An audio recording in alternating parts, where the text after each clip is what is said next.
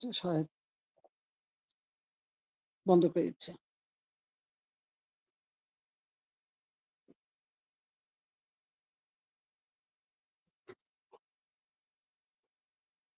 কি ডাকছো? ডাকছো? আমার ডাকছো? না, এমনি বলছে। হ্যাঁ, হ্যালো, কথা শোনা যাচ্ছে?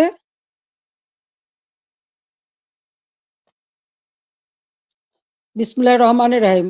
আমি আমাদের ছাত্র সমাজের প্রতি আমি আমার শুভেচ্ছা জানাই। আর বিশেষ করে ছাত্রলীগের সকল নেতাকর্মী যারা যেখানে আছে দেশে বিদেশে সকলকে আমি শুভেচ্ছা জানাচ্ছি। আসসালামু আলাইকুম এবং আদাব। সকলের জন্য আমার দোয়া আশীর্বাদ। বাংলাদেশ একটা ক্রান্তি লগ্নের মধ্য দিয়ে চলছে। বাংলাদেশকে নিয়ে যেন একটা ধ্বংসের খেলা শুরু হয়েছে। যে বাংলাদেশটা সারা বিশ্বের কাছে উন্নয়নের রোল মডেল ছিল, উন্নয়নের বিস্ময় ছিল, সেই বাংলাদেশের আজকে চরমভাবে ধ্বংস করে আজ একটা জঙ্গি সন্ত্রাসীদের দেশ হিসেবে পরিণত করা হয়েছে। এটাই হলো সব থেকে দুর্ভাগ্যের বিষয়। আগস্ট মাস আমাদের শোকের মাস। সেই আগস্ট মাসেই আবার এদেশের মানুষের অধিকার কেড়ে নেওয়ার জন্য যে চক্রান্ত করা হয়েছে তার শিকার আজকে সমগ্র দেশ। এদেশের বাংলাদেশের কৃষক, শ্রমিক, ছাত্র, জনতা, সরকারি অসরকারি কর্মকর্তা কর্মচারী থেকে শুরু করে কেউ রেহাই পাচ্ছে না। পুলিশ বাহিনী কেউ রেহাই পাচ্ছে না। এদের ধ্বংসের খেলা আর রক্তের খেলা আজকে বাংলাদেশকে ক্ষত বিক্ষত করে দিচ্ছে। তোমাদের মনে আছে ২০১৮ সালে ছাত্রদের একটা কোটা আন্দোলন শুরু হয়। আমি তো সে আন্দোলন আমি তাদেরকে কিছুই বলিনি, বরং কোটা বন্ধ করে দিয়েছিলাম। তাদের দাবি পূরণ করেছিলাম। এরপরে মুক্তিযোদ্ধা কয়েকটা পরিবার একটা কোর্টে মামলা করে, তার একটা রায় হয়। সেই রায়ের যখন কোটা আবার চালু করে, আমরা সরকারের পক্ষ থেকেই রিট করে সেটা স্থগিত করে দিই। প্রকৃতপক্ষে আর কোটা আন্দোলন বা কোটা ইস্যুটাই ছিল না। কিন্তু এটা যে কোটা আন্দোলন ছিল না, এটা যে ছিল একটা ভিন্ন ষড়যন্ত্র, সেটা আমি বারবার বলেছি। এটা ছিল সেই একজন ক্ষমতার লোভী, তার মেটিকুলাস ডিজাইনের একটা অংশ। সেই অংশ হিসেবে সে ছাত্র হত্যা করেছে,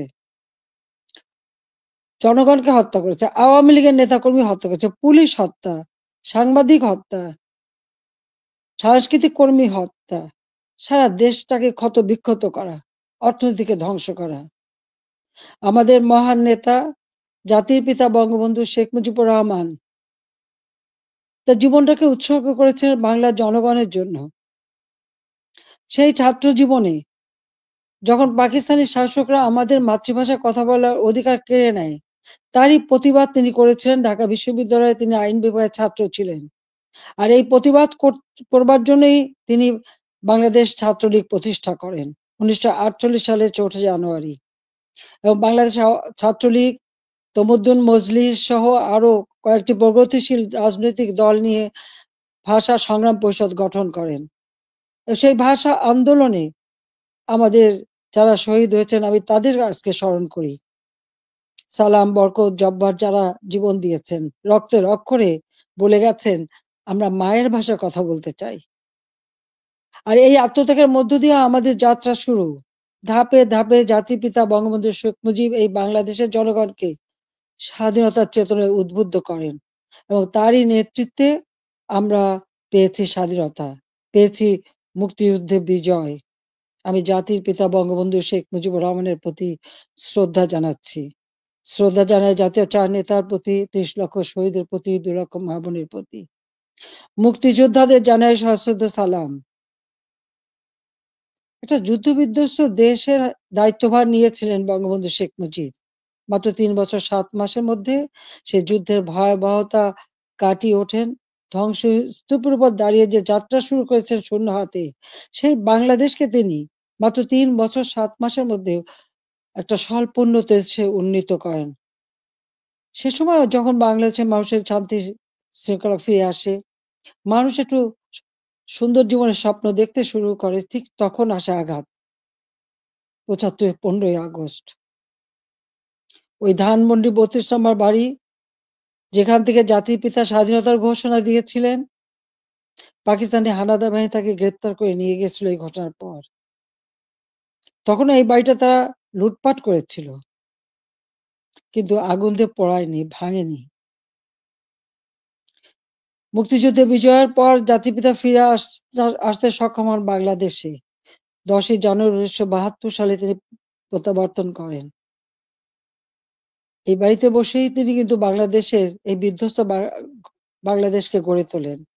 রাষ্ট্রপতি হিসেবে তিনি কিন্তু রাষ্ট্রপতি ভবনে থাকেননি, বা প্রধানমন্ত্রী হিসেবে প্রধানমন্ত্রী ভবনে থাকেননি। এই ছোট বাড়িটা, যে বাড়িটা আমার মা অনেক কষ্ট করে প্রতিটি ইট নিজের হাতে গেড়ে তিনি এই বাড়িটা গড়ে তুলেছিলেন। ওই বাড়িতেই ১৫ই আগস্ট আমার বাবা জাতির পিতা বঙ্গবন্ধু শেখ মুজিবকে হত্যা করা হয়। আমার মা বেগম ফজিলাতুন্নেছা মুজিবকে হত্যা করে। আমার ৩ ভাই, সকলেই আমার ছোট। মুক্তিযোদ্ধা ক্যাপ্টেন শেখ কামাল, মুক্তিযোদ্ধা লেফটেন্যান্ট শেখ জামাল এবং ছোট রাসেল, যার বয়স ছিল মাত্র ১০ বছর। তাদেরকে তো কেউ নির্মমভাবে হত্যা করে। কামাল জামালের নবপরিণীতা বধূ সুলতানা এবং রোজি জামালকে হত্যা করে। আমার একমাত্র চাচা শেখ আবু নাসের, তিনিও মুক্তিযোদ্ধা, পঙ্গু ছিলেন। ঘাতকের নির্মম বুলেটের আঘাতে তিনিও জীবন হারান। রাষ্ট্রপতি মিলিটারি সেক্রেটারি ছুটে এসেছিলেন ব্রিগেডিয়ার জামিল উদ্দিন, তাকেও হত্যা করে। পুলিশ অফিসার সিদ্দিকুর রহমানকে হত্যা করে। একই সাথে যুবনেতা শেখ ফজলুল হক মনিকে হত্যা করে, তার অন্তঃসত্ত্বা স্ত্রী আরজুমনি, তাকেও হত্যা করে।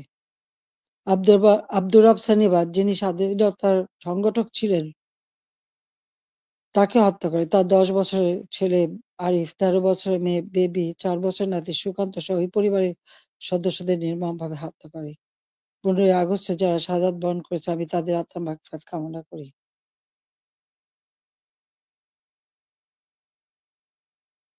বাংলাদেশের ইতিহাসের সাথে ছাত্রলীগের ইতিহাস জড়িত। জাতির পিতা বঙ্গবন্ধু শেখ মুজিব বলেছিলেন, ছাত্রলীগের ইতিহাস বাংলাদেশের ইতিহাস।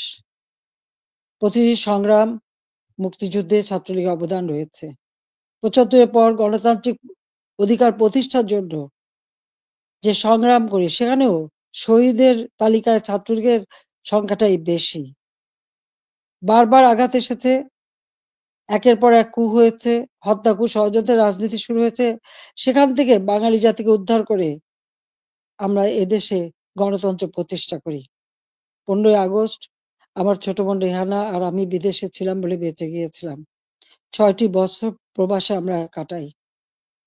এরপর আমি সুযোগ পাই বাংলাদেশে ফিরে আসতে, বলতে গেলে অনেকটা জোর করে ফিরে আসি। যে দেশে আমার পিতামাতার ঘাতকের দল, যাদেরকে ইন্ডেমনিটি দেওয়া হয়েছিল, তাদের বিচার করা যাবে না। অর্থাৎ আমি একজন মানুষ হিসেবে আমার বাবা, মা, ভাইয়ের বিচার চাইতে পারবো না। সেই বিচারহীনতার সংস্কৃতি ছিল বাংলাদেশে। যে দেশে গণহত্যা চালিয়েছিল পাকিস্তান হানাদার বাহিনী, গ্রামের পর গ্রাম জ্বালিয়ে পুড়ে ছারখার করেছিল। মা বোনদেরকে ধরে নিয়ে ক্যাম্পে রেখে দিনের পর দিন পাশবিক অত্যাচার করত।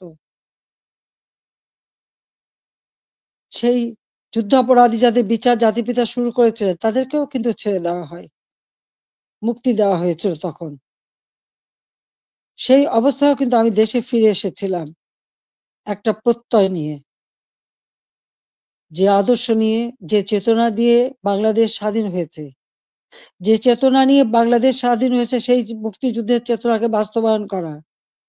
যে আদর্শ বুকে ধারণ করে লাখো শহীদ রক্ত দিয়ে দেশ স্বাধীন করেছে, সেই শহীদের মর্যাদা রক্ষা করে বাংলাদেশের মানুষের অন্ন, বস্ত্র, বাসস্থান, চিকিৎসা, শিক্ষা, মৌলিক অধিকারগুলি নিশ্চিত করে বাংলাদেশকে একটা উন্নত, ক্ষুধা দারিদ্র্যমুক্ত বাংলাদেশ গড়ে তোলা, যা জাতির পিতা বঙ্গবন্ধু শেখ মুজিবের স্বপ্ন ছিল।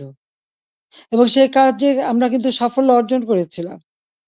প্রথমবার সরকারে এসে আমরা অনেকগুলি উন্নয়নের কাজ করি, এরপর আসতে পারিনি। আবার বাংলাদেশে জঙ্গি, সন্ত্রাস, দুর্নীতির দেশ হয়েছিল, প্রায় ৮টি বছর সময় নষ্ট হয়। ২০০৮-এর নির্বাচনে আওয়ামী লীগ এককভাবে ৩০০ সিটের মধ্যে ২৩৩টা সিট পায়।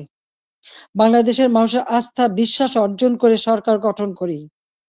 ২০০৯ সাল থেকে ২০২৪ সাল এই বাংলাদেশ উন্নয়নশীল দেশের মর্যাদা পায়। যখন আমরা জাতির পিতার জন্ম শতবার্ষিকী ২০২০ সালে এবং স্বাধীনতার সুবর্ণ জয়ন্তী ২০২১ সালে উদযাপন করি, তখনই কিন্তু বাংলাদেশ উন্নয়নশীল দেশের মর্যাদা পায় এবং জাতিসংঘ স্বীকৃতি দেয়। জাতির পিতা বঙ্গবন্ধু শেখ মুজিবের সেই ঐতিহাসিক ৭ই মার্চের ভাষণ, সে ভাষণও ইউনেস্কো বিশ্ব প্রামাণ্য দলিলে স্থান করে দেয়। কারণ যে ভাষণ পৃথিবীর বিভিন্ন দেশে সামরিক, অসামরিক নেতারা ভাষণের মধ্য দিয়ে মানুষকে উজ্জীবিত করেছে, সেই ভাষণগুলির মধ্যে প্রায় ২৫০০ বছরের সকল ভাষণের মধ্যে জাতিপিতা বঙ্গবন্ধু শেখ মুজিবের ভাষণটি সর্বশ্রেষ্ঠ ভাষণ হিসেবে গণ্য হয়। আন্তর্জাতিক প্রামাণ্য দলিলে তার স্থান পেয়েছে। বাংলাদেশে এখন জাতির পিতা বঙ্গবন্ধু শেখ মুজিবের ভাষণ নিষিদ্ধ করেছে, কিন্তু আন্তর্জাতিকভাবে তো তার স্বীকৃতি পেয়েছে। ২১শে ফেব্রুয়ারি সারা বিশ্বে আন্তর্জাতিক মাতৃভাষা দিবস হিসেবে স্বীকৃতি পেয়েছে, যেটা আওয়ামী লীগ সরকার এসেই আমরা সেই উদ্যোগ নিয়েছিলাম এবং ইউনেস্কো কর্তৃক সেটা স্বীকৃতি পেয়েছিল। বাংলাদেশের উন্নয়ন, এটা তো শুধু, একথা তো কেউ বলতে পারবে না যে উন্নয়নটা শুধুমাত্র আমরা একটি দলের জন্য করেছি। এই উন্নয়নটা সারা দেশের মানুষের জন্য। আমরা দেশের ছেলে মেয়েদের, আমাদের ভবিষ্যৎ প্রজন্ম, তরুণ সমাজ, যারা এদেশের একদিন কর্ণধার হবে, তাদের জন্য মানসম্মত শিক্ষার পরিবেশ আমরা তৈরি করেছিলাম, যেখানে ছিল অনবরত সেশন জট। সেখান থেকে মুক্ত করে আমরা শিক্ষার পরিবেশ তৈরি করি। সাথে, সাথে ব্যাপকভাবে যাতে তরুণ সমাজের কর্মসংস্থান সৃষ্টি হয় তার জন্য আমি সমস্ত কিছু বেসরকারি খাতে উন্মুক্ত করে দিই। আমাদের দেশে মাত্র একটা টেলিভিশন ছিল, একটা রেডিও ছিল। কোনো মোবাইল ফোন ছিল না, ডিজিটাল ফোন ছিল না। ডিজিটাল বাংলাদেশ গড়ে তোলা এবং টেলিভিশন, রেডিওকে বেসরকারি খাতে উন্মুক্ত করে দেওয়া। ব্যাংক, বিমান থেকে শুরু করে প্রতিটি প্রতিষ্ঠান বেসরকারি খাতে উন্মুক্ত করে দিয়েছিলাম একটা লক্ষ্য নিয়েই, যে আমাদের তরুণ সমাজের কর্মসংস্থানের ব্যবস্থা হবে, সেই লক্ষ্য নিয়েই। আমাদের দেশের উন্নয়নের যত পরিকল্পনা আমরা নিয়েছি, সে পরিকল্পনাগুলি ছিল একেবারে গ্রাম পর্যায় পর্যন্ত। আমার গ্রাম, আমার শহর। সেভাবে যেন প্রত্যেকটা গ্রাম গড়ে ওঠে এবং প্রত্যেকটা গ্রামের মানুষ যেন নাগরিক সুবিধা পায়, সেই ব্যবস্থাও আমরা করেছিলাম। ডিজিটাল বাংলাদেশ গড়ে তুলব, প্রতিটি ইউনিয়ন পর্যায় পর্যন্ত আমরা ডিজিটাল সেন্টার খুলে দিই। সেখানে কর্মসংস্থানের ব্যবস্থা হয়। আমাদের দেশে একসময় মানুষ কোনো ইন্টারনেট ব্যবহার করত না। আজকে ১৩ কোটি মানুষ কিন্তু ইন্টারনেট ব্যবহার করে। মোবাইল ফোন ছিল না।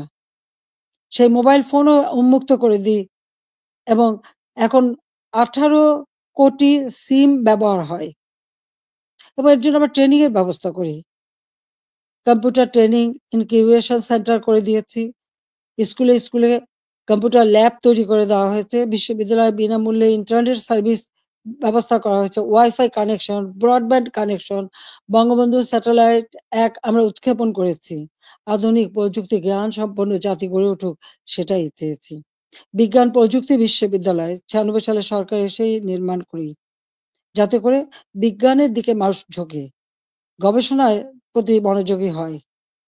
কারণ বিজ্ঞানের বিকাশ ছাড়া কখনো কোনো দেশ উন্নতি লাভ করতে পারে না। সেজন্য এই ব্যবস্থা আমরা নিয়েছিলাম।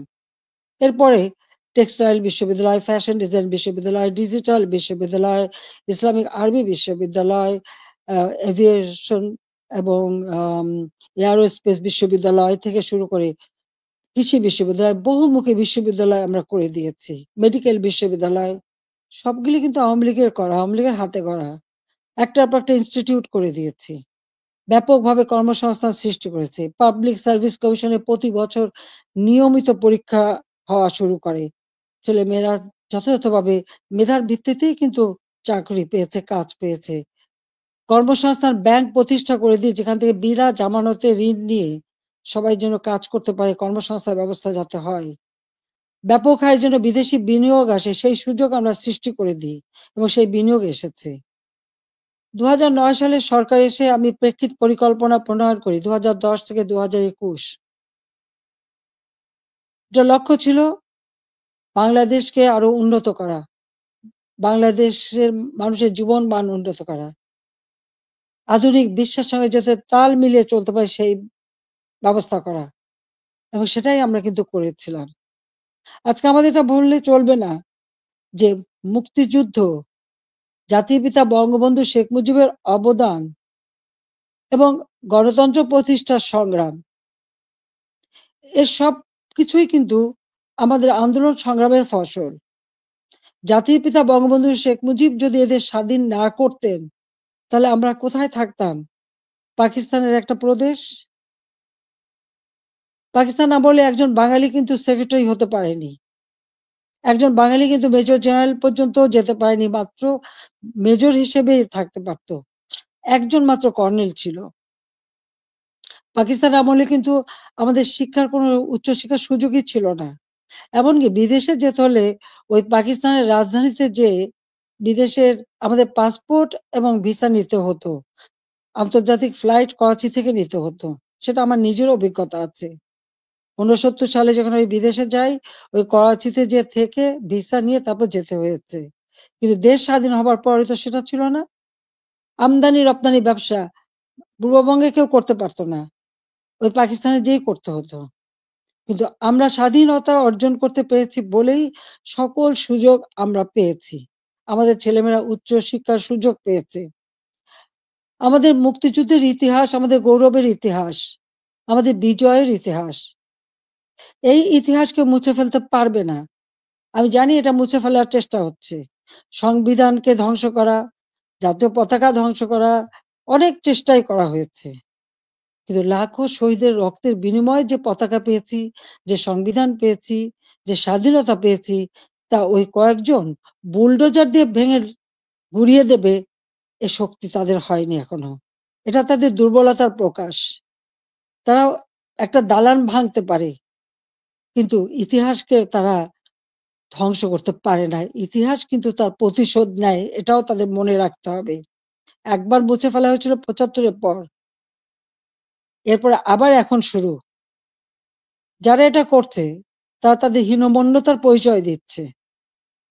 তাদের কাছে বোধহয় বাংলাদেশের স্বাধীনতাটা পছন্দ হয় না। ওই পাকিস্তানিদের মানে অধীনে থাকা আর তাদের পদলেহন করাটাই তাদের বোধহয় পছন্দ। আজকে অন্তত আমরা বলতে পারি, জাতির পিতা স্বাধীনতার পর যুদ্ধ-বিধ্বস্ত দেশ যখন গড়ে তোলেন, তখনও কিন্তু ছাত্রছাত্রীদের বিনামূল্যে বই দিতেন। বিনামূল্যে কাপড়-চোপড় দিয়েছেন। প্রত্যেক বাড়ি, বাড়ি ত্রাণ সামগ্রী পৌঁছে দিয়েছেন।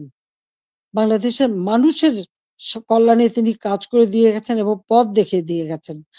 আর তারই পদাঙ্ক অনুসরণ করে আমরা বাংলাদেশ পরিচালনা করে বাংলাদেশকে কিন্তু উন্নত করেছি। আজকে আমরা বিনামূল্যে পুস্তক দিতাম ১লা জানুয়ারি। আমার প্রশ্ন, এবছরে কেন এখনো বই দিতে পারল না? ফেব্রুয়ারি মাস শুরু হয়ে গেছে। এখনো বই দিতে পারেনি। অথচ কোভিডের সময় যখন অর্থনৈতিক মন্দা বিশ্বব্যাপী, তখনও আমরা ঠিক ১লা জানুয়ারি আমাদের শিক্ষার্থীদের হাতে বই তুলে দিয়েছিলাম সময় মতো। তাদের পড়াশোনা, স্কুলে যাওয়া বন্ধ ছিল, অনলাইনে পড়াশোনা করা বা টেলিভিশনের মাধ্যমে একটা ক্লাসগুলি সেটা তুলে ধরা তাদের কাছে। ঘরে বসে আমার ঘর আমার স্কুল, এই কর্মসূচি বাস্তবায়নের মাধ্যমে পড়াশোনা যাতে অব্যাহত থাকে সেই ব্যবস্থাই আমরা করে দিয়েছিলাম। প্রত্যেকটা শিক্ষা প্রতিষ্ঠান একেবারে প্রাইমারি লেভেল থেকে নিয়ে শুরু করে সবগুলি কিন্তু উন্নতি আমরা করেছি। মাদ্রাসার শিক্ষার উন্নতি করেছি, স্বীকৃতি দিয়েছি। কমই মাদ্রাসাকেও আমরা স্বীকৃতি দিয়েছি এবং অনেক অনেক মাদ্রাসা আমরা সরকারিকরণ বা সেগুলি আমরা স যাতে আমাদের সব রকম সহযোগিতা পায় সেই ব্যবস্থাও আমরা করে দিয়েছি। আমাদের শিক্ষার যাতে কোনোমতে ক্ষতি না হয়, প্রত্যেকটা ছেলেমেয়ে যাতে স্কুলে যেতে পারে। প্রাইমারি শিক্ষা আমরাই প্রতিষ্ঠিত করি এবং সেই সাথে, সাথে মায়ের নামে আমরা একটা বিশেষ অনুদান পাঠাতাম বাচ্চাদের স্কুলে পাঠানোর জন্য। উপবৃত্তি দেওয়া, বৃত্তি দেওয়া এবং উচ্চশিক্ষার সুযোগ করে দেওয়া। সেই পদক্ষেপ আমরা নিয়েছিলাম। যাতে আমাদের গরিব মেধাবী ছেলেমেয়েরা যথাযথভাবে পড়াশোনা করতে পারে, সেই সুযোগটা আমি করে দিয়েছিলাম। ৪ কোটির উপর শিক্ষার্থী এই সুযোগ পেত। এমনকি বঙ্গবন্ধু মেমোরিয়াল ট্রাস্ট, আমরা যখন দেশে ফিরে আসি ওই বাড়িটি আমরা তো ব্যক্তিগত কাজে ব্যবহার করিনি। ৩২ নম্বরের বঙ্গবন্ধু ভবন আমরা ২ বোন জনগণকে দান করে দিয়েছিলাম বঙ্গবন্ধু মেমোরিয়াল ট্রাস্ট করে। এবং সেখানে একটি মিউজিয়াম করেছিলাম সেই স্মৃতি রক্ষার জন্য। আর সেই ট্রাস্টের মাধ্যমে ছাত্রছাত্রীদের আমরা বৃত্তি দিতাম। কম করে হলেও ৳৫০০, উপরে ৳২,০০০। মেডিকেল ইঞ্জিনিয়ারিং পর্যন্ত যারা পড়তো সকলের জন্য এই বৃত্তি উন্মুক্ত ছিল। ১৮০০ শিক্ষার্থীকে আমরা বৃত্তি দিতাম। তাছাড়া অনেক দুস্থ এবং গ্রেনেড হামলা আহত, নিহত পরিবার তাদেরকে মাসোহারা দিতাম। কোভিডের সময় এই বঙ্গবন্ধু মেমোরিয়াল ট্রাস্ট থেকেই ৫ কোটি টাকা দিয়ে আমি ফান্ড করে দিয়েছিলাম প্রাইম মিনিস্টার অফিসে। যেখান থেকে কোভিডে যারা আক্রান্ত তাদের সহযোগিতা করা। আমরা ভূমিহীন গৃহহীনদের ঘরবাড়ি করে দিই। বঙ্গবন্ধু মেমোরিয়াল ট্রাস্ট থেকে ৫ কোটি টাকা দিয়ে আমি বিশেষ তহবিল গঠন করে দিই। যেখানে জমি পাওয়া যেত না, সেই জমি ক্রয় করে ভূমিহীন গৃহহীন মানুষকে ঘরবাড়ি করে দেওয়া। যাদের ঠিকানা ছিল না, তাদের আমি ঠিকানা দিয়েছিলাম। এমনকি এই আশ্রয়ণ প্রকল্পের থেকে পুলিশের চাকরিও পেয়েছে আমাদের অনেক ছেলেমেয়ে। কারণ তাদের ঠিকানা হয়েছিল। আগে তাদের ঠিকানা ছিল না। 58টা জেলা ভূমিহীন গৃহহীন মুক্ত করেছিলাম। আমাদের লক্ষ্য ছিল যে আমরা সমগ্র জেলায় কোনো মানুষ ভূমিহীন গৃহহীন থাকবে না, সকলের একটা মর্যাদা থাকবে। ঢাকা শহরে বস্তিবাসীর জন্য আমি ফ্ল্যাট বাড়ি নির্মাণ করে সেখানে তাদের থাকার ব্যবস্থা ভাড়া ভিত্তিক, বস্তিতে যে ভাড়া দিত সেই ভাড়াতেই যা থাকতে পারে সেই ব্যবস্থা করেছি। আমাদের দেশের যারা সুইপার, হরিজন, দলিত শ্রেণী তাদেরকে ফ্ল্যাট বাড়ি নির্মাণ করে দিয়েছি এবং আমাদের বেদে, কুষ্ঠরোগী, হিজড়া প্রতিটি অনগ্রসর যারা তাদের জন্য বিনামূল্যে ঘর এবং তাদের জীবন জীবিকার ব্যবস্থা আমরা করে দিয়েছি। বাংলাদেশে আমি যখন 96 সালে সরকার গঠন করি মাত্র 1600 মেগাওয়াট বিদ্যুৎ ছিল। আমি 4300 মেগাওয়াটে উন্নীত করেছিলাম। কিন্তু পরবর্তীতে 8 বছর পর যখন আবার সরকারে আসি তখন পেয়েছিলাম মাত্র 3200 মেগাওয়াট। আমরা উদ্যোগ নিই, ঘরে ঘরে বিদ্যুৎ দেব, প্রতিটি ঘর আলোকিত করব। আমাদের কথা রেখেছি। প্রত্যেক ঘরে ঘরে আমরা বিদ্যুৎ পৌঁছে দিয়েছিলাম, প্রতিটি ঘর আলোকিত করেছিলাম। আমাদের লক্ষ্য ছিল যে একটি মানুষও কুঁড়ে ঘরে বাস করবে না, নিদেন পক্ষে একটা টিনের ঘরেও হলেও তাদের দেব। সেটা কিন্তু আমরা দিতে পেরেছি এবং এর পরবর্তীতে এসে সেমি পাকা ঘর আমরা দিয়ে দিয়েছি যাতে মানুষ বাঁচতে পারে। খেলাধুলায় আরো আগ্রহী যাতে হয়, ক্রিকেট টেস্ট ম্যাচ সেটাও আমার সময় অর্জন করা এবং সেই সঙ্গে সঙ্গে তাদের ট্রেনিং করানো। ক্রিকেট, ফুটবল বা দেশীয় খেলা, হকি প্রত্যেকটা খেলার সুযোগ আমরা করে দিয়েছি এবং ছেলে মেয়ে উভয়ই সুযোগ পেত। আমাদের সে প্রাইমারি স্কুলে মেয়েদের জন্য বঙ্গমাতা গোল্ড কাপ টুর্নামেন্ট এবং ছেলেদের জন্য বঙ্গবন্ধু শেখ মুজিব গোল্ড কাপ টুর্নামেন্টের মাধ্যমে সেই ছোট্টবেলার থেকে যাতে তারা খেলতে পারে সেই ব্যবস্থা আমরা করে দিয়েছি। আজকে কি দুর্ভাগ্য আমাদের! আমাদের মেয়েরা ফুটবল খেলতে যেয়ে সারা অনেক দেশ থেকে কিন্তু তারা জয়ী হয়ে এসেছে, বাংলাদেশের সুনাম করে এসেছে। আজকে আমাদের দেশে তারা খেলতে পারছে না। কেন? মেয়েদের খেলার অধিকার নাই কেন? সেটা আমার প্রশ্ন। তাদেরকে কেন বাধা দেওয়া হলো? যারা এই বাধা দেন তারা কি ভুলে যান? আমাদের নবী করিম সাল্লাল্লাহু আলাইহি ওয়াসাল্লাম যখন ইসলাম ধর্ম প্রচার করেন, তখন কে ১ম ইসলাম ধর্ম গ্রহণ করেছিল? ইসলাম ধর্ম গ্রহণ করেছিল একজন নারী। তিনি বিবি খাদিজা। তিনি ১ম ইসলাম ধর্ম গ্রহণ করেন। সে কথাটা তাদের ভুললে চলবে না। মায়ের পেটেই সন্তান জন্ম নেয়। আর সেই মায়ের জাতিকে অবমাননা করা কেন? সেটা আমার প্রশ্ন। খেলাধুলা, সংস্কৃতি চর্চা, সা সাহিত্য চর্চা, এই সংস্কৃতি তো আমাদের অধিকার, সকলের অধিকার। এখানে নারী পুরুষের কোনো ভেদাভেদ থাকতে পারে না। আর ইসলাম ধর্ম কখনো তা বলে না। কিন্তু আজকে আমরা দেখছি শুধু মেয়েদের খেলতে যে দেওয়া হয় না তা না। শিক্ষকদের লাঞ্ছিত করা হয়। এটা কেমন ধরনের কথা? শিক্ষক আমাদের গুরুজন। তাদের প্রতি আমাদের সম্মান দেখাতে হবে। আর সেই সম্মান যে আমরা দেখাই সেটা তো আপনারা জানেন। এমনকি আমি প্রধানমন্ত্রী হবার পরেও আমার ইউনিভার্সিটির শিক্ষক, তাদেরকে আমি সম্মান করতাম। আমার স্কুলের শিক্ষক যাদের সঙ্গে দেখা হওয়ার সাথে, সাথে আমি সম্মান করতাম। তাদের পা ধরে সালাম করতাম। কারণ শিক্ষক গুরুজন। কিন্তু আমি জানি না এই কোটা আন্দোলনের নামে এমন একটা পরিবেশ সৃষ্টি করে ফেলা হলো যে ছাত্র-ছাত্রীরা শিক্ষকদের অপমান করে। তাদের গলায় জুতার মালা পরায়। তাদেরকে গাছের সাথে বাঁধে। তাদেরকে দিয়ে জোর করে পদত্যাগ করায়। কেন এই ধরনের বেয়াদবি কেন শিখাবে বা এই শিশুদের কোমলমতি শিশুদের এবং ছাত্রছাত্রীরা কেন এই বেয়াদবি করবে? আজকে ছাত্রছাত্রীরা শিক্ষকদের বয়কট করে। এই ধরনের অদ্ভুত আচরণ আমি জানি না পৃথিবীর আর কোন দেশে আছে কিনা। তাহলে আমরা কি পরিচয় দেব? যে দেশের মানুষ ৭১ সালে মুক্তিযুদ্ধে বিজয় অর্জন করে বিজয়ী জাতি হিসেবে সারা বিশ্বে সম্মান পেয়েছে, আজকে সেই দেশের মানুষ কাছে কোথায়? কোথায় সেই সম্মান? যে দেশটাকে আমি জাতির পিতা বঙ্গবন্ধু শেখ মুজিবের আদর্শ বুকে নিয়ে যে বাংলাদেশকে আমি উন্নয়নশীল দেশের মর্যাদা এনে দিয়েছিলাম। আমাদের অর্থনীতি, আন্তর্জাতিকভাবে ৩৫তম অর্থনীতির দেশ হিসেবে স্বীকৃতি পেয়েছে।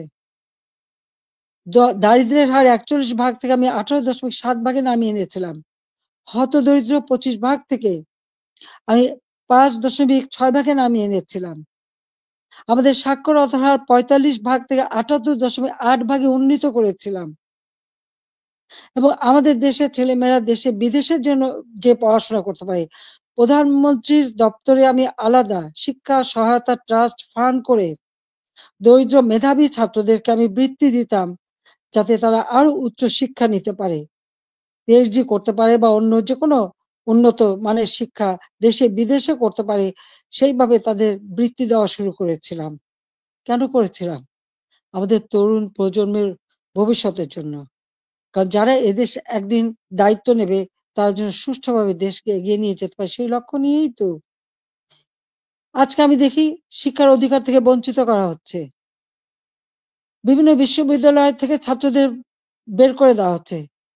তাদের সার্টিফিকেট বাতিল করা হচ্ছে। তাদের শিক্ষাবর্ষ কেড়ে নেওয়া হচ্ছে। কি অপরাধ তাদের? আমরা যখন বৃত্তি দিয়েছি, আমরা যখন মানুষকে সহযোগিতা করেছি, আমরা তো কোনো দল দেখিনি।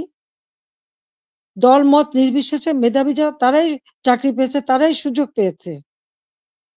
তাদের জন্য আমি করেছি। আমি প্রধানমন্ত্রী হিসেবে মানুষকে মানুষ হিসেবেই দেখেছি। হ্যাঁ, একটা দেশে মাল্টি পার্টি সিস্টেম থাকে, বহুদলীয় গণতন্ত্র। সেখানে সকলের মতের ভিন্নতা থাকতে পারে। কিন্তু তার মানে এই না যে সকলের অধিকার থেকে কেড়ে নিতে হবে। ছাত্রদের শিক্ষার অধিকার, এটা ছাত্রদের অধিকার। দল মত নির্বিশেষে সকলের অধিকার। সেই অধিকার থেকে কাউকে বঞ্চিত করা, এর থেকে অন্যায় আর কিছু হতে পারে না। কিন্তু দুর্ভাগ্যের বিষয় যে আমরা দেখি সেই বৈষম্যহীন আন্দোলনের মাধ্যমেই আজকে বৈষম্য সৃষ্টি করা হচ্ছে। ছাত্রদের শিক্ষার অধিকার থেকে বঞ্চিত করা হচ্ছে। শিক্ষকদের অপমান করা হচ্ছে। শিক্ষা প্রতিষ্ঠানগুলির পরিবেশ নষ্ট করা হচ্ছে। কেন এই অবস্থা থাকবে? বাংলাদেশে ২০২৪ সালে যে ঘটনা ঘটলো, সেখানে পুলিশদের পিটিয়ে হত্যা করা। একটা অন্তঃসত্ত্বা নারী পুলিশ যে বারবার বলছে, ভাই আমাকে মারবেন না, আমার পেটে বাচ্চা। মানুষ এত অমানুষ হয় কিভাবে যে তাকে পিটিয়ে হত্যা করা হলো? আগুন দিয়ে পুলিশ ফাঁড়িতে জ্বালিয়ে দেওয়া এবং সেখানে আগুন দিয়ে পুড়িয়ে ফেলা।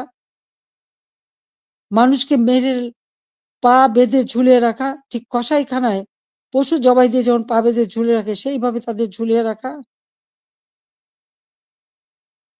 যারা এমনকি তাদেরকে এমনভাবে অপমান করা, কাপড় খুলে নিয়ে তাদেরকে একেকজনকে কিভাবে বেইজ্জতি করা। যারা এইসব ঘটনা ঘটে তাদের মধ্যে কি এতটুকু মানবিকতা নেই? এতটুকু শালীনতাবোধ নেই? কি করে একটা মানুষ এভাবে মানুষকে অত্যাচার করতে পারে? আমরা তো ১৫ বছর ৭ মাস তো ক্ষমতায় ছিলাম। এইভাবে তো আমরা কাউকে অপমান করিনি বা এভাবে দলীয়করণ আমরা করিনি। ব্যবসা-বাণিজ্য আজকে কেউ করতে পারছে না। ব্যবসায়ীদের উপর অনবরত আক্রমণ, গ্রেপ্তার, কলকারখানা বন্ধ, হাজার শ্রমিক বেকার হয়ে যাচ্ছে। আজকে কৃষক চাষ করতে পারছে না। সার নেই, বিদ্যুৎ নেই, সেচ দিতে পারে না। এই অবস্থা তো বাংলাদেশে ছিল না। আমি তো এই অবস্থা রেখে আসিনি। বাংলাদেশে মানুষের খাদ্য নিরাপত্তা নিশ্চিত করেছি। উত্তরবঙ্গে মঙ্গা লেগেই থাকতো, সেখানে মঙ্গা দূর করেছি। যারা একবেলা খাবার পেত না, অন্তত ৩ বেলা তারা খাবার পেত। বিদেশ থেকে পুরনো কাপড় এনে পরানো হতো। কই আওয়ামী লীগ সরকার আসার পর তো বিদেশ থেকে পুরনো কাপড় এনে পরানো লাগেনি। অন্ন, বস্ত্র, বাসস্থান, চিকিৎসা, শিক্ষা সব ব্যবস্থাই তো করেছিলাম। কমিউনিটি ক্লিনিকের মাধ্যমে ৩০ প্রকার ঔষধ বিনামূল্যে দেওয়া হতো। আন্তর্জাতিক মানের চিকিৎসা সেবা দেওয়ার জন্য আন্তর্জাতিক মানের হাসপাতাল তৈরি করেছি। বেসরকারি খাতে উন্মুক্ত করে দিয়েছি। প্রায় ৪৪,০০০ মতো নার্স নিয়োগ দিয়েছি, ২২,০০০ ডাক্তার নিয়োগ দিয়েছি। মানুষের সেবা মানুষ যাতে পায় সেই ব্যবস্থাই আমরা নিয়েছি। কিন্তু আজকে যেন সব বৃথা হয়ে গেল। অপরাধটা কি আমার? আমি সেটা জানতে চাই। যারা আমাকে স্বৈরাচার বলেন, গণহত্যা বলেন, আজকে আমার জিজ্ঞাসা, আজকে যে বাংলাদেশের যে অবস্থা চলছে, এই যে পুলিশ হত্যা, আওয়ামী লীগের প্রায় 400 মতো নেতাকর্মীকে নির্মমভাবে হত্যা করা হয়েছে। হাত কেটে, পা কেটে, গলা কেটে হত্যা করা। ছাত্র, যুবক, মহিলা কেউ তো ছাড়া পাচ্ছে না। ছেলেকে পায় না বলে মাকে গ্রেপ্তার করা, মাকে গাছের সাথে বেঁধে অপমান করা, জায়নামাজের উপরে কুপিয়ে মারা অথবা আগুন দিয়ে পুড়িয়ে ফেলা। এ কি বর্বরতা? এ কোন ধরনের বর্বরতা? তো এরা কারা? এরা কি গণহত্যাকারী না? এরা কি স্বেচ্ছাচারী না? একজন যাকে সবথেকে বেশি সহযোগিতা আমি করেছিলাম, গ্রামীণ ব্যাংকের ম্যানেজারের পদ, ৬,০০০ টাকা বেতনের চাকরি ৯০ সালে পেয়েছিলেন। আমি ৯৬-তে সরকার আসার পরে এই গ্রামীণ ব্যাংকে ৪০০ কোটি টাকা দিয়ে এই গ্রামীণ ব্যাংকটাকে আমি দাঁড় করিয়ে দিই।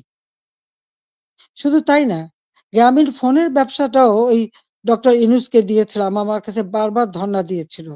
বলেছিল ওখান থেকে যে লাভ হবে সেই লাভের অংশ যাবে গ্রামীণ ব্যাংকে।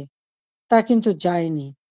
বরং এগুলি বেচেই খেয়েছে, মানি লন্ডারিং করেছে, দুর্নীতি করেছে এবং তার ক্ষমতার লোভ আজকে বাংলাদেশকে ধ্বংসের দিকে নিয়ে এসেছে। একটি মানুষের ক্ষমতার লোভ বাংলাদেশকে জ্বালিয়ে পুড়ে ছারখার করে দিচ্ছে। তার মধ্যে কি এতটুকু মনুষ্যত্ব বোধ নেই? কৃতজ্ঞতা বোধ নেই? যেই তার উপকার করে তার উপরেই, তার মাথায় আঘাতটা করতে হবে। কেন? ক্ষুদ্র ঋণ আন্তর্জাতিকভাবে স্বীকৃত ছিল না।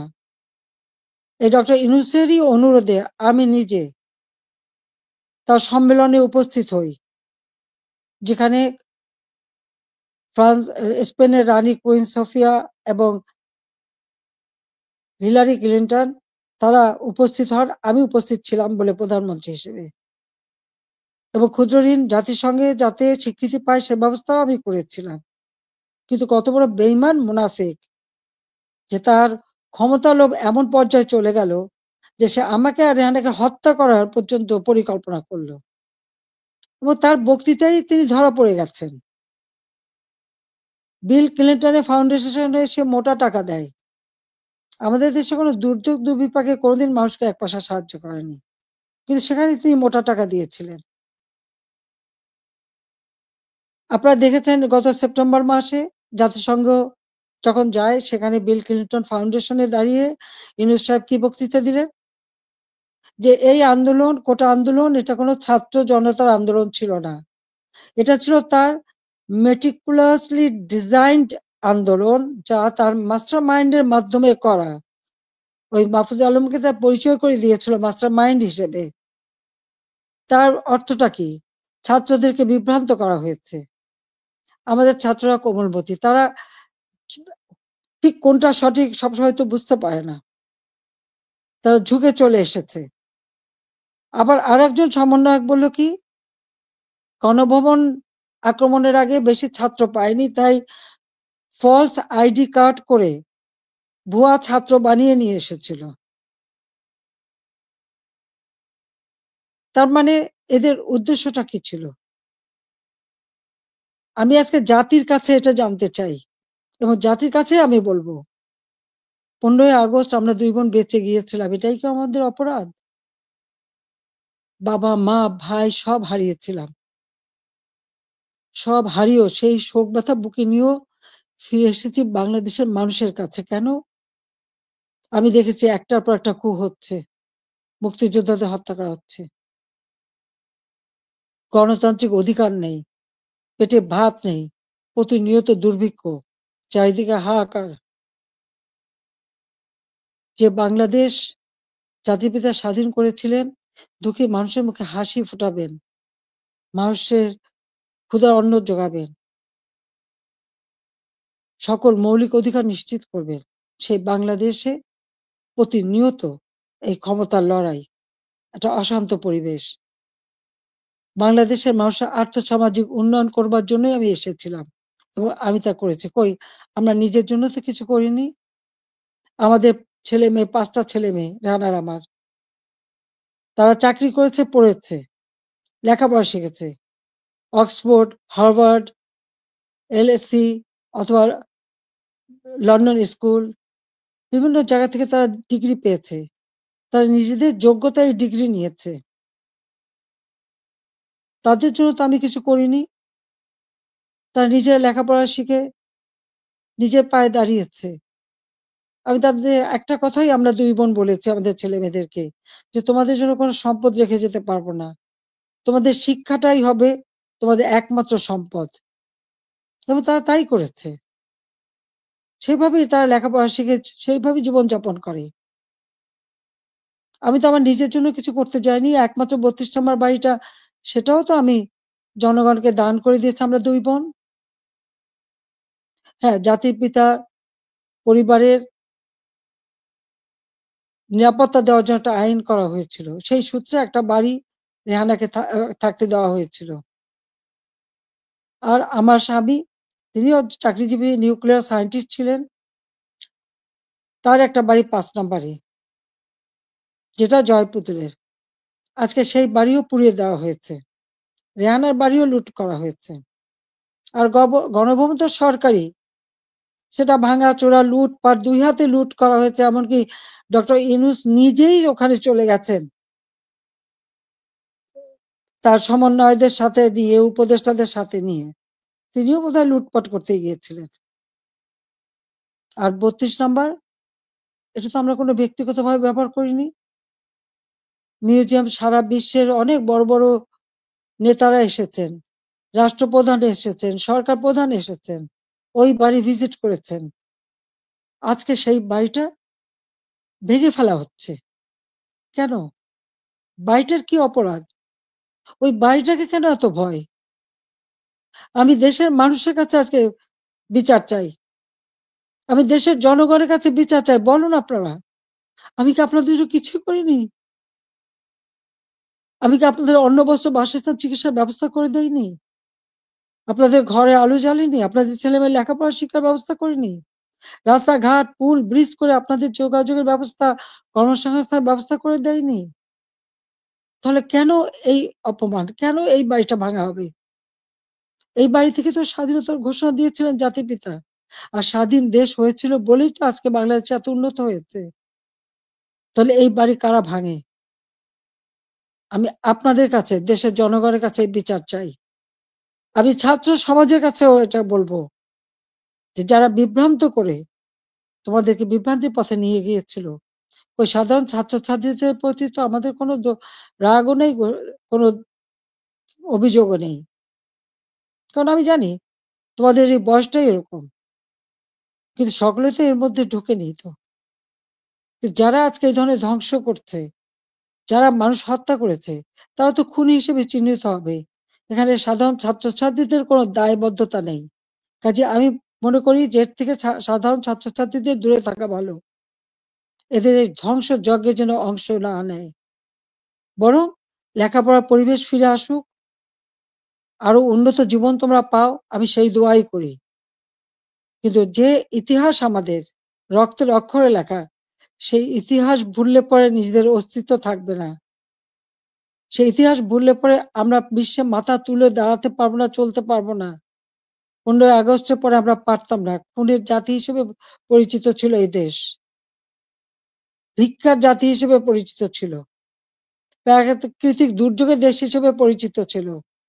আমি সেখান থেকে বাংলাদেশকে উন্নত করে উন্নয়নের রোল মডেল হিসেবে সারা বিশ্বে বাংলাদেশের সম্মান নিয়ে এসেছিলাম।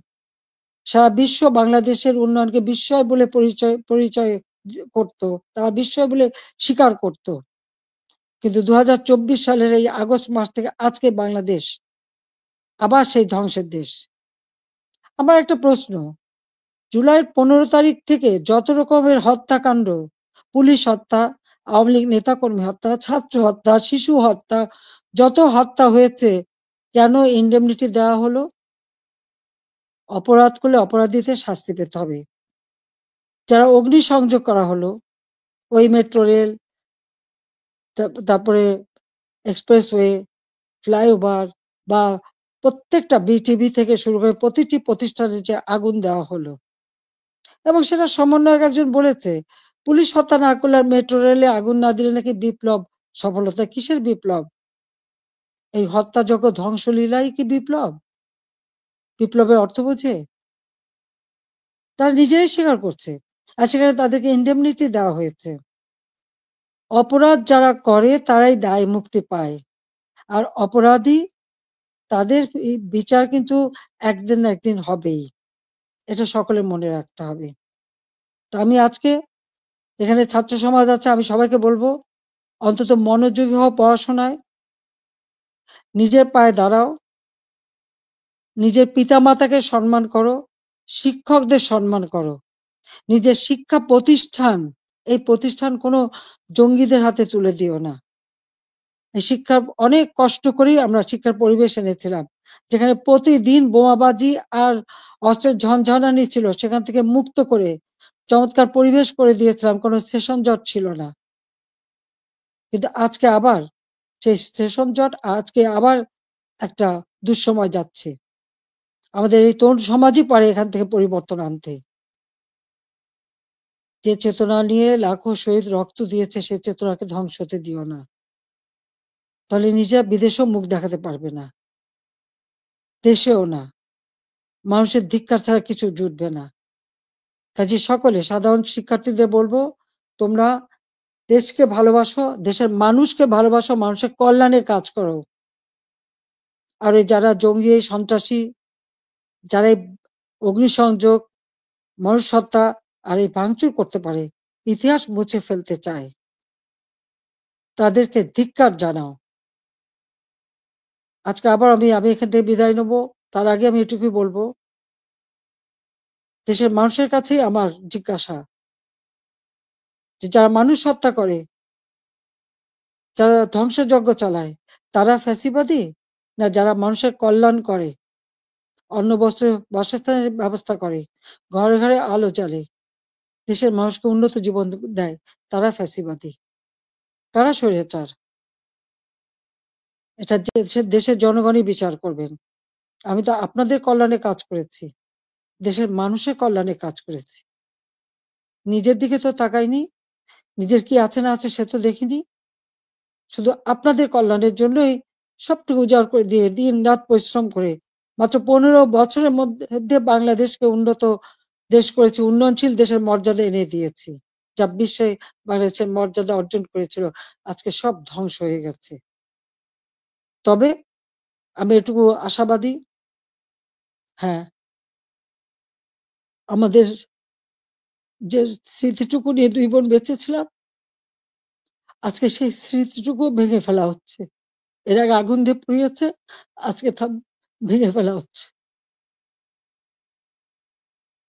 হ্যাঁ, একটা দালান ভেঙে ফেলতে পারে, ইতিহাস মুছতে পারবে না। একবার ভাঙলে আবার আমরা গড়তে পারবো। এই বাংলাদেশ আবার মাথা তুলে দাঁড়াবে। বাংলাদেশের মানুষ আবার বিশ্ব দরবারে মাথা উঁচু করে দাঁড়াবে। আল্লাহ যখন বাঁচিয়ে রেখেছেন, তো নিশ্চয়ই আমার কিছু কাজ বাকি আছে। সেটুকু করার জন্য আল্লাহ বাঁচিয়ে রেখেছেন। নইলে বারবার কেন মৃত্যুর হাত থেকে বেঁচে আসবো? মানুষের দোয়া, উপরে আল্লাহ রাব্বুল আলামিন ওই গ্রেনেড হামলা, গুলি, বোমা সব জায়গা থেকে তো আমাকে রক্ষা করে নিয়ে এসেছেন। এবারেও তো সেই একই অবস্থা। এবার তো একটাই লক্ষ্য ছিল। তার meticulous ডিজাইনই ছিল ইউনূস সাহেবের আমাকে ২ বোনকে হত্যা করা। তারপরেও কিভাবে আল্লাহ আমাদেরকে রক্ষা করেছেন। কাজেই আবার বাংলাদেশ ফিরে আসবে। মুক্তিযুদ্ধের চেতনা গড়ে উঠবে। শহীদের রক্ত কখনো বৃথা যেতে পারে না। এটাই আমার কথা। আমি ছাত্রলীগকে ব্যান্ড করেছে। ছাত্রকে ব্যান্ড করার কোনো অধিকার নেই। কারণ ইউনূস সাহেবের ক্ষমতা দখল সম্পূর্ণ অবৈধ, অসাংবিধানিক। অস্ত্র, অর্থের জোরে মানুষ খুন করে মানুষের লাশের উপর পাড়া দিয়ে সে ক্ষমতায় এসেছে। এভাবে অন্যায় করে যারা ক্ষমতা আসে, এই ক্ষমতা কিছুদিন ভোগ করতে পারে। কারণ নিজে ট্যাক্স দেবে না, মানুষের উপর ট্যাক্সের বোঝা চাপাবে, ভ্যাট বসাবে। জনগণের ভাত দিতে পারবে না, পুলিশের পোশাক বদলায়। পাকিস্তানিদের পোশাকের সাথে মিলিয়ে পোশাক পরায়। কৃষক চাষ করতে পারে না, সার পায় না, সেচ পায় না, শ্রমিক কাজ পায় না, শ্রমিকদের বেকার করে দেয়। অথচ নিজের অর্থ সম্পদ ঠিকই আছে এবং অর্থ পাচার করা অব্যাহত রেখে দিয়েছে। কাজে এ অন্যায় আল্লাহ রাব্বুল আলামিনও সইবে না। এবং বাংলাদেশের মানুষকেও বলবো, আপনারাও এই অন্যায়ের প্রতিবাদ করবেন, প্রতিরোধ গড়ে তুলবেন। বাংলাদেশকে এভাবে ধ্বংস হতে দেবেন না। আমি আছি আপনাদের পাশে। আমি যত দূরেই থাকি না কেন, আমার মন আপনাদের সাথে আছে। আর আপনারা আমার মনের ভিতরে আছেন। বাংলার জনগণকে নিয়ে তো সব শোক ভুলেছিলাম। বাংলাদেশের মানুষকেই তো একটা নিজের পরিবার হিসেবে আমি নিয়েছিলাম। আর সেইভাবে নিজের ছেলে-মেয়েকে স্নেহ-বঞ্চিত করেছি। কিন্তু আপনাদের জন্য দিন-রাত পরিশ্রম করেছি। কাজে আমি আপনাদের কাছেই বিচার চাই, আর আপনাদের সহযোগিতা চাই। যে এই ধ্বংসযজ্ঞ থেকে যেন বাংলাদেশ মুক্তি পায়, এই দমবন্ধ করা পরিবেশ থেকে যেন বাংলাদেশের মানুষ মুক্তি পায়, বাংলাদেশের মানুষ যেন জীবনের নিরাপত্তা পায়, শান্তিতে চলতে পারে, সেটাই আমাদের কামনা, সেটাই আমরা চাই। কাজে আজকে যারা এই ধরনের দুর্বৃত্ত পরায়ণ করছে, এই দুর্বৃত্ত পরায়ণদের হাত থেকে, এই দুর্বৃত্তদের হাত থেকে দেশকে রক্ষা করতে হবে। তার জন্য সকলকেই ঘুরে দাঁড়াতে হবে, প্রতিরোধ গড়ে তুলতে হবে। আসুন সকলে মিলে আবার আমরা আমাদের দেশকে মুক্তিযুদ্ধের চেতনায় গড়ে তুলি। ইনশাআল্লাহ ২০৪১ সালের মধ্যে বাংলাদেশ ক্ষুধামুক্ত, দারিদ্র্যমুক্ত, উন্নত, সমৃদ্ধ, স্মার্ট বাংলাদেশ হিসেবে গড়ে উঠবে এবং সেটা আমরা করব, করতে পারবো ইনশাআল্লাহ। জয় বাংলা, জয় বঙ্গবন্ধু, বাংলাদেশ চিরজীবী হোক। ছাত্রলীগকে ধন্যবাদ আজকে এই সুযোগটা করে দেওয়ার জন্য। তোমরা ভালো থাকো, তোমাদের দোয়া করি। সেই সাথে সাথে সকল ছাত্র সমাজ, তাদের জন্য আমার দোয়া, আশীর্বাদ রইল। সবাইকে আবারও বলবো, মনোযোগ দিয়ে লেখাপড়া শেখো, দেশকে ভালোবাসো, দেশের মানুষকে ভালোবাসো, দেশের কল্যাণে কাজ করো। আমার দোয়া আশীর্বাদ সবসময় তোমাদের জন্য থাকবে। খোদা হাফেজ। জয় বাংলা, জয় বঙ্গবন্ধু।